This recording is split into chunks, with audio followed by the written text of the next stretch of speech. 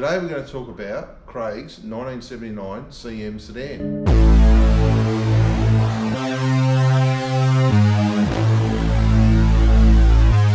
Basically the car's come in again. It's been a few years since it's been back in, but the car wouldn't start, so we've done a new starter motor, new starter relay, and a new inhibitor switch. So also too, he wanted some oil leaks fixed, so we fixed a trans-pan leak that it's had for probably maybe 10 years. So we fixed that, and a rear main seal oil leak. While we took the sump off, we had to clean it, obviously, because it was pretty filthy. By the time we finished cleaning it, there was no paint left on it, so we gave it a paint job and put it all back up. But while we were there was a few other bits that needed to be painted. The transpan wasn't painted. It was a brand new aftermarket transpan that was just bare steel, and that was starting to rust. So we gave that a coat of paint as well, just to make it look a little bit cleaner and just to make it a little bit more serviceable, so we don't have to worry about future rubbish and dirt and stuff like that getting stuck all over it. But this car was more of a partial restoration. So what we did is we did paint on the car, as well as we did a lot of detail work, like headlight surrounds and chrome molds and bits and pieces. You notice it's got a gold stripe that runs down the side of the car that we put that gold stripe on. It's not exactly period correct. It's actually the CL design, but the CL design sort of did carry over for 1 year of the CM. So, and it was a nicer sort of cut gold line that went down the side of the car. The interior's been redone, or partially redone. Most of the car's interior actually is original, but it's been very well kept. So, but anyway, we'll have a bit of a walk around. So, it's got CM Bensons on it, so they were a wheel that was available around the, sort of started in around the VJ sort of model. Craig liked these wheels in particular, so we put some Sumitomo tyres on it. But here's that gold stripe here that we were talking about before. So we laid the gold stripe and the little duck kick down that it has at the back. That was sort of a more of a CL sort of a feature, this little kick down. But he particularly liked that, and so if you could sort of call it, this car's sort of a little bit custom, just because of this kick down here. We straightened all the molds, detailed all the molds, put a new vinyl roof on it, resealed all the glass, and put all new windows in the car. But after 10 years, the windows had started to leak, so it was time to give the windows a reseal. So we resealed all the windows, and now it's not leaking anymore. So, but as you can see around the back, it's very nice, presented, clean looking CM with a locking fuel cap.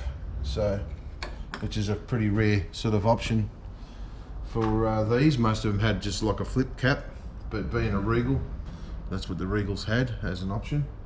So, and Craig particularly liked the upswept exhaust tips of the RTs, but being a V8, we couldn't have a little 2-inch upswept exhaust tips, so we custom made these tips for Craig's car.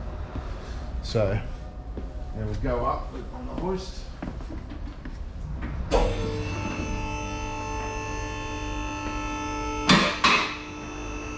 So while we had the car apart, as you can see, we've painted everything, made it look all sort of nice.